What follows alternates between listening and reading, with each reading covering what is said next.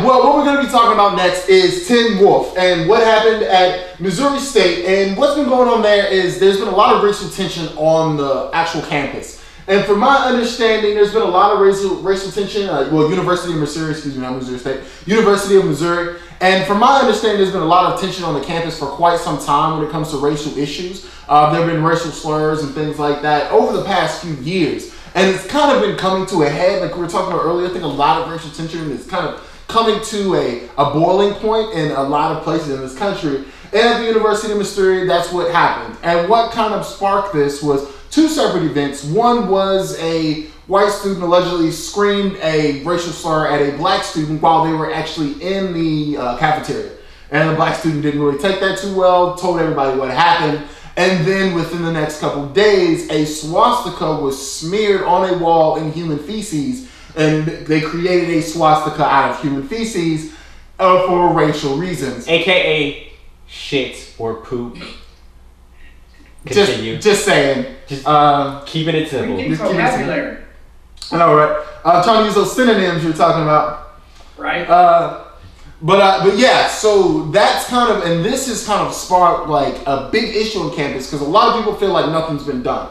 So a lot of students have been going on, not necessarily strikes, but like I guess it would be a strike, strikes and kind of rallying together and going on marches and different things like that on campus, having sit-ins. Another student who's kind of been one of the more forerunners has been without eating for the past 8 days. I think it's actually going on 9 or 10 now at this point. They probably started eating now that the actual president resigned. That was the main reason he stopped eating, just because they wanted the president to resign. And nothing really happened. And then all of a sudden the football team pops up and they said, hey, we're not going to play any more sports. We're not even going to practice if something doesn't happen, if this president doesn't step down and something's not changed on our campus. And within a day of that, the president had stepped down from the school and stated that, he knew that there were some issues. He had tried to work them out before, but he even felt like he hadn't done enough. And so for those reasons, he had to excuse himself. So I think kind of what we're talking about today is there really a racial issue? I think it seems like we keep saying we don't want to talk about these things, but they keep coming up. So is it our fault for talking about them, or are they just that common? Yes, it is. We try to hide from it. We try to cover it up, but we see it every single day. From the Ferguson effect, whether it's real or not, to just every day being out on the streets right here. You guys, admitted earlier that you've lived it, that you've seen it your entire life, that it's common, that it's normal for you guys. This is not new news. So yes, racism is this common. The thing that's not common is seeing people get involved, seeing people stand up against it. That's what's changed. That's what's new. And because of that, I want to see things like, the Ferguson effect. Like you said earlier, if lives have to be lost, it's sad, it's horrible, it shouldn't be happening, but a few eggs have to be cracked. So if, it's things from Missouri University, the Ferguson effect, whatever it is that has to change this, Stone Mountain, whatever it is that has to change this, I'm okay with it because this is what's new. This is what's revolutionary. This is what's changed. Racism's not changed in 500 years. We have the power to change it today through these things. And so kudos to these football players. I'm behind them 100%. What they did was amazing, and their coach absolutely deserves that recognition as well. Okay. Is racism that common? No. I know. And the reason why I say that is not because I don't think it doesn't exist and that it's not institutionalized in certain areas, but no, I believe that racism is slowly, unfortunately it's slow, but it's dying out. I know. And I understand that. But, you're talking in 1965, this conversation wouldn't be happening. Oh, yes, it would. It would just be highly criticized. It'd be much different. But I do believe it is slowly dying out. I don't. I I believe it's getting renewed. It's getting rejuvenated. So You gotta let him finish, Sirena. You gotta let him finish. elbow. No, I mean, for me, I don't. It's very different now. Yes, you're going to have pockets of it where it's going to seem like it's everywhere. But from what you just told me about Missouri, 2 students, one guy saying the wrong thing in the cafeteria, and one incident. I'm sure there's more. Yeah, there was more, but Yeah, I'm absolutely certain of that. But I don't think that the majority of the student body is racist like it would have been in the 60s, the 70s, the 80s. You know, and for me, I do think it's died. Is it common? No, because if it was common, that wouldn't even be a question. You know, it wouldn't be something, you know, to where, you know, Brandon and Sirena, you know, in our earlier videos from tonight, which the link will be below for the Ferguson effect, it wouldn't have been, you know, a situation of where, you know, Black America has been seeing this for so long. You know, everybody would know. So is it really common? No, because everyone doesn't know, you know, and maybe everyone doesn't know because they choose not to know, or maybe they just don't know. But either way, it's not that common because everyone's not reacting to it, everyone's not fighting for it, and we still have people saying, I mean, we had Donald Trump say that, you know, what these people were demanding was wrong, the school shouldn't have given in, the president of the school shouldn't have quit, you know, if he had been in charge, you know, that wouldn't have happened, you know, and those are the kind of responses we're getting. So is it common? Hell no, because we're still getting those kind of responses. What did he say was, if he was president, he would not have quit, or he wouldn't have changed anything? Yeah, if he was president of the school, he wouldn't have quit. You know, those people wouldn't have got anything that they were demanding, you know, because he would have been in charge, you know. And no one gets anything when Trump's in charge because it's all about Trump. Real quick, it's kind of an argument to what Jaysin said, as far as, is this common? He said no. If it was that common, then everybody would know. I completely disagree with that because so many of our people are blind. And I can use myself as an example. I grew up way out in the country in a very, very non-Black community. I, honest to God, had never experienced Black culture until I joined the military at the age of 19. I'd never been around Black people at all. They just weren't there. They weren't in my school. You know. So my family did very much raise me not to be racist. Very much so. You know, they would always tell me, no, we're not racist, this, that. You know, we didn't talk bad. We talked about what life was like for them growing up when, you know, being racist was acceptable. But no, I had no idea. I was completely blind growing up. I didn't know racism still existed. I didn't know the history of it. By every stretch of the imagination, I still knew, you know, the history. But no, I didn't know it was still a real thing. I didn't know it was still going on. I was 19 years old before I found out. My ignorance doesn't make it any less real. It doesn't mean it's not happening. And unfortunately, there are a lot of people out there who have that same ignorance that I had. And honestly, here's a different thought on this. Because for me, I actually grew up in a different perspective. She grew up in Richmond, Kentucky. My formative years, you know, my middle school, high school years, I grew up near Savannah, Georgia. So, you know, my school, I was the minority. You know, it was a military high school, you know, it's just what it was. And I think that's the difference in perspective, is that I have been around Black people all my life. Well, I take that back. Once I got to Georgia, when I was in elementary school in Richmond, literally we had one Black guy and one Indian chick, And I had one from black India, chick. from India.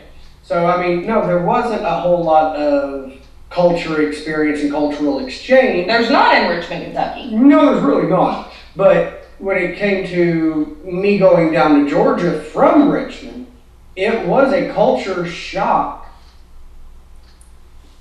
by far, because it was not what I thought the culture would be. Didn't make it any better, didn't make it any worse. It was just something new. And I think a lot of people have issues with anything that's new. That's true too. Now, Aaron, let's hear your opinion. My name was called. Do I have a second? Yeah, Jaysin, exactly right. Jason's name was said, so he gets at least 1 minute to rebut whatever was said about him. No, I'm glad you said what you said, Sirena, at the end specifically, because the whole time you were talking, I was like, wait, she's agreeing with me. She said she completely disagrees, but she's agreeing with me. Because the point of what I was saying was that if it's so commonplace, everyone would know it, everyone would see it, and, granted, most of the people who choose not to see it now, they either choose not to see it now, they're blind to it, or, they just don't know. And that's what we're looking at. And so for that reason alone, it's not common. Otherwise, those people would have no argument to stand on with it being, And that's why, again, I'm happy that I get to close up on this one, because I completely disagree with Jaysin. And the reason why is... My name was called, so I get a 90-second rebuttal.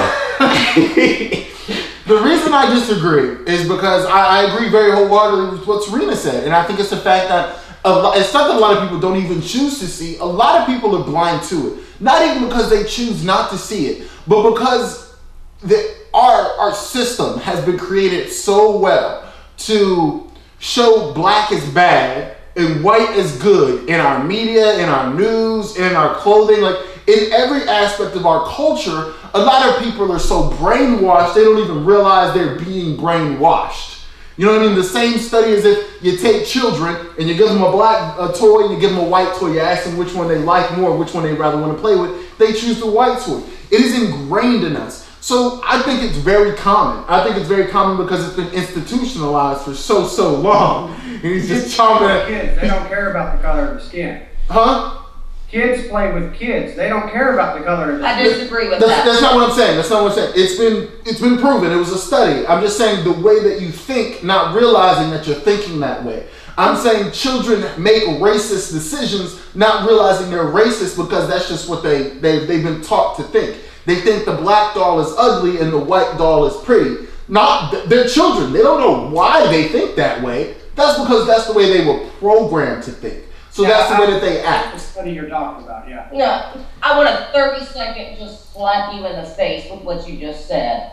Before I knew what racism was, swear to God, before I knew what racism was, we had the one black chick in my elementary school. And I liked her. I liked her a lot. We hung out.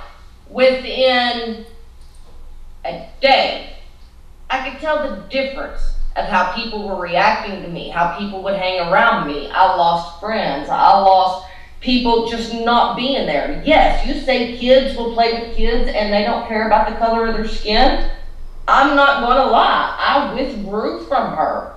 Not because I didn't like her, because all of a sudden I was an outcast and I didn't understand why, and I wanted my friends back. So, no, it is exactly what he just said. It is institutionalized. It is ingrained in us, at least for the white people, whether we want to admit it or not. And unfortunately, I love you. That was 30 seconds. And I do want to say just really quick, and that's why a lot of white people don't see racism, is because in their world that has been created for them, everyone's fine. Everyone's equal. There is no racism because everyone can do things they couldn't do in the past. I want to just That's say, not true. And they've been taken out of suburbia. I've been What do you want to say, Jaysin? No, Brandon had something, and then I want to let it go. Okay. Here's where I love you. I love you. Here's where her parents fucked up. If my child ever came home and said, Dad, I was playing with Aisha or whoever. Her name was Jackie, but go ahead. I was playing with Jackie and all my other friends don't want to hang out with me, so I'm going to stop being friends with her. to hang out with them, that's when your parents should have stepped up and said, those obviously are not the people you need to be with. If they are going to judge you because you're hanging out with somebody who doesn't look exactly like them, who doesn't, that's just horrible to me. But she didn't say that she went home and told her parents, and her parents said what she did was okay. That's not what she said. Our children absolutely know. They do, and they've known from day one. They really have. Yeah, you don't know. Somebody's skin color means nothing. If somebody else is judging somebody on their skin color, that's not somebody you want to be with. That's not somebody you want to hang out with. That's obviously. But that goes to my point, though. The fact that you have to have that conversation with your children, the fact that black parents have to have the conversation that you may get into a confrontation with the police and you might have to, know this or that to save your life. That to me is proving that racism is common. I did want to say though, Brandon, I agree with you. I think racism is dying out because as the children are growing older, yes, there are racism spots that aren't being touched in this country where racism is still festering in the children. But in the mainstream amount of children, they're more accepting of blacks, they're more accepting of gays, they're more accepting of poor people. And we look at status differently in this country from our children's standpoint as they're growing older. So I think it's growing out, but also, like you said, Brandon, unfortunately, it's very, very slow. Yeah. And Jaysin. Okay, so I've been grinning this whole time, and here's why. You basically proved my point. And here's why I say that. Because what I'm saying is that it's not commonplace because people are blind to it. People, they either choose not to see it or they just don't see it. They're blind to it. So it's not commonplace because if it was commonplace, if it was happening so much and it was so just the norm and everybody saw it, then they have no chance to say, oh, I choose not to see that, or I'm blind to it. So it's not commonplace because when something is commonplace, when something is so blatant, you can't deny it. No matter how much you want to, you can't deny it. You cannot not see it. It's in your face all the time. Wait. It's not commonplace. I want to see this real quick because you didn't say my name, but it was again. It kind of felt like it was angling at me. So I'm gonna steal this really quickly. Somebody say my name. I know, right? Serena, you'll be right there next on the list. Wait, no, that's not a rebuttal. I know, right? It's not a You rebuttal. gotta attack what she said, and so I win. No, okay. I win. Honestly, but back to the main point, and the reason why I say that that's not a good argument is because it's the same thing as saying, well, the world is flat, or saying that germs don't cause infections. For the longest time in surgeries back in the day, what would they do? Germs did not cause infections, therefore you can be a disinfected person, leave, not wash your hands, get a disinfected person. People started getting sick and they realized it was an issue that they needed to address. Bring it home. But what I'm saying is for the longest time, there were germs. Just because nobody acknowledged them doesn't mean that they weren't there. And that's what's happening in this country. We've had racial issues in this country for a long time, and they're finally coming to a head. And that's why we're having all these racial issues with the police and in schools and things like that. It's still there. Just because people don't necessarily see it doesn't mean that racism isn't common. It just means that they don't want you to see it. Because when everyone sees that racism is as common as it really is, we're going to have marches and riots like we used to back in the day, and that's going to drastically change our world. So with your analogy there with the germs, and I'm going to go ahead and attack Sirena on this one too because I know she wants to get in on this. But both of you, I'm sorry, again, you proved my point because when did people start really paying attention to germs is when technological advances started happening and people started paying more attention to it. Therefore, when there was an overabundance of germs, when you had the bubonic plague. You just proved my point. No, you proved my point. Go ahead. It's not commonplace. When there's an overabundance that you cannot ignore, then it becomes commonplace and people want to start doing something about it because you cannot ignore it. You keep proving my point. No, and let me say this really, I'm so sorry, Serena. I'm so sorry. Let me say this really quickly. What did you say? When did the germs start being found? When the technology caught up with it and it was starting to prove that was wrong. So what is happening now? You said it earlier, we can call it not the Ferguson effect, but say the technology age effect. More people are able to see this kind of abuse. More people are able to see this kind of racism. Thus, more people are talking about it and it's coming to the mainstay. So but is that commonplace? Is it commonplace yet though? No, because we have not. What I was going to say was that with what you said, be it a good point, it was weak, is because what you're saying is that it may not be common for everybody, but it's common to someone. So that proves my point. Because common means it's common to everyone. Everybody can see something that's common. You know, something that's universal is common. You know, and so for racism to be common, everyone has to be able to see it.